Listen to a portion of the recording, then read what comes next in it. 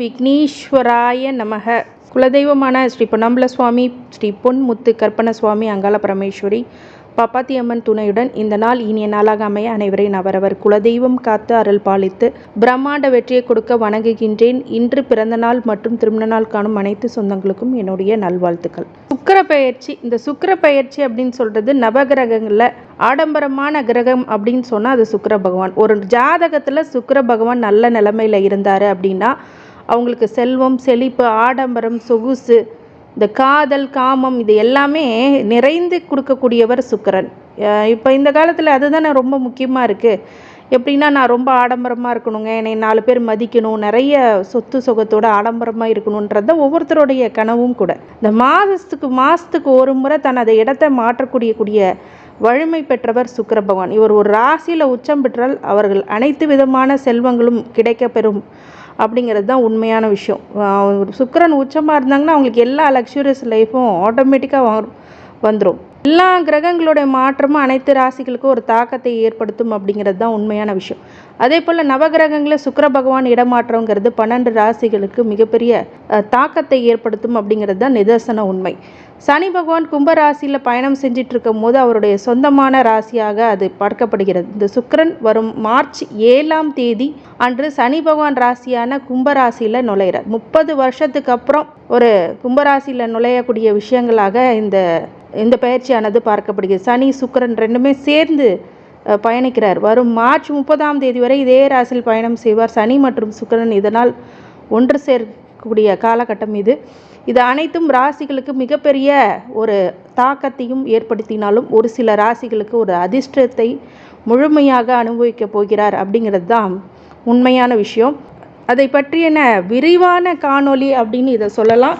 சுக்கிரன் அப்படிங்கிறது தான் நம்மளுடைய வாழ்க்கைக்கு தேவை. ஏன்னு கேட்டிங்கன்னா எல்லாத்துக்கும் ஒரு வகையான சுயமரியாதை அப்படிங்கிற ஒரு விஷயம் இருக்கும். அதாவது நம்மளை எல்லாமே மதிக்கணும் அப்படின்னு நீங்கள் நினச்சிங்க அப்படின்னா சுக்கிரன் உங்களுடைய ஜாதகத்தில் நல்லா இருக்கணும். இல்லை இந்த சுக்கிரன் பெயர்ச்சி ஆகும்போது நல்ல நிலைமையில் இருந்ததுன்னா நல்ல ஒரு அந்த ராசிக்காரங்களுக்கு ஒரு அதிர்ஷ்டத்தை கொடுக்கும்.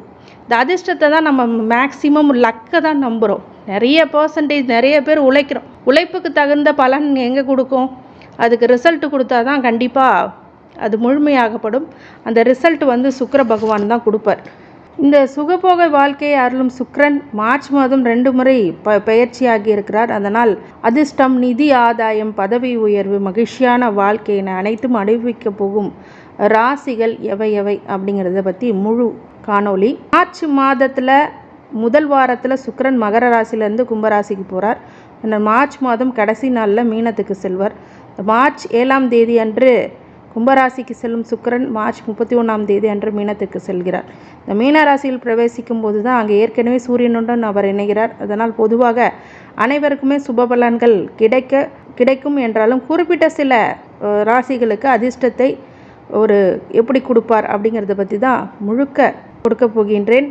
இந்த குபேர யோகம் அப்படிங்கிறது தேடி வரும் சில பேர்த்துக்கு.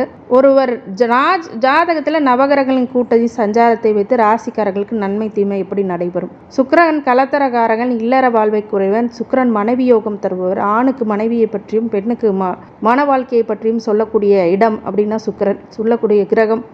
ஆகையால் சுக்கிரன் நமது ஜாதகத்தில் நல்ல யோக அம்சத்துடன் இருப்பது ஒரு அவசியம். சனியோடு சேர்ந்து சுக்கிரன் கோடீஸ்வர யோகத்தையும் தரப்போகிறார்.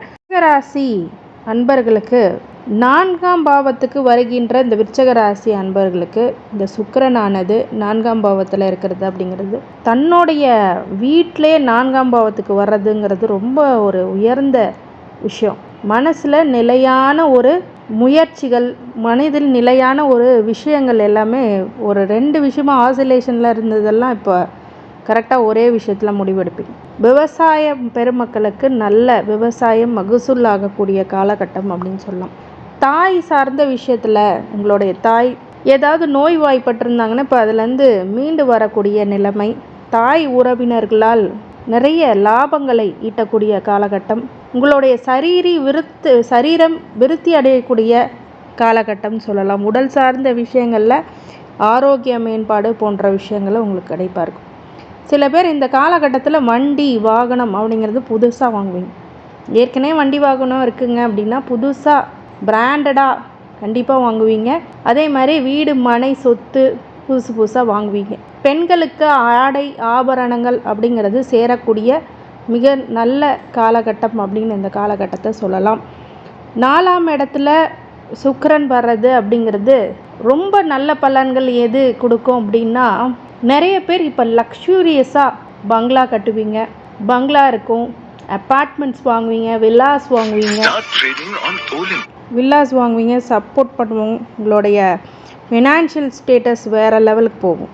ஃபினான்ஷியல் ஸ்டேட்டஸ் அப்படிங்கிறது ரொம்ப அருமையாக இருக்கும் இந்த காலகட்டம். அந்த காலகட்டத்தை நோக்கி தான் இப்போ இந்த சுக்கிரனானது உங்களுக்கு நிறைய கொடுக்க போகிறார். நிறைய பேர் ரொம்ப நாள் கனவு ட்ரீம் ஹோம் கட்டணுங்க அப்படின்னு நினைக்கிறவங்களுக்கெல்லாம் இப்போ ட்ரீம் ஹோம் கட்டுறதுக்குரிய விஷயங்கள் நடக்கும்.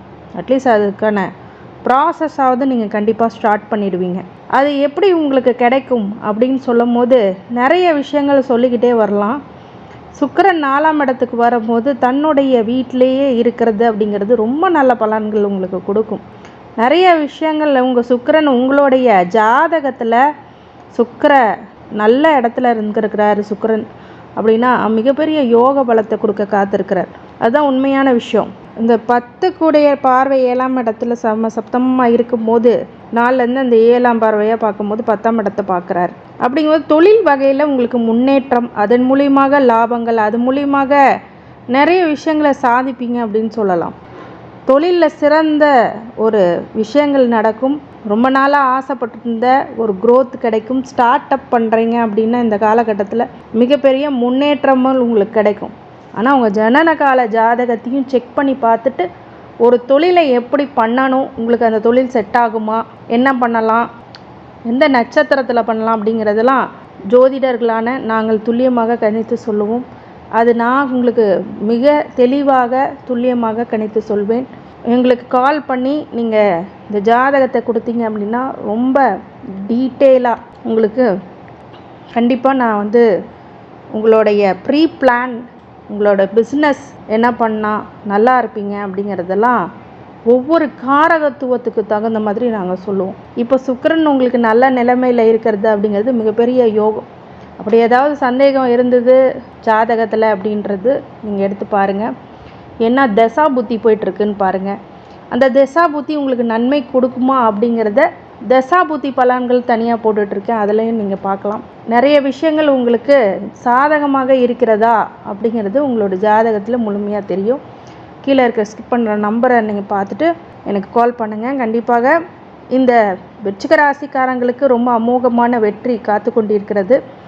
இந்த வழிபாடு பரிகாரங்களாக வெள்ளிக்கிழமை சுக்கிரஹோரையில் மகாலட்சுமி தாயாருக்கு மல்லிகைப்பூ தாமரை சாற்றி வழிபடுவது அப்படிங்கிறது மிகப்பெரிய வெற்றியை கொடுக்கும், சந்தோஷத்தை கொடுக்கும்.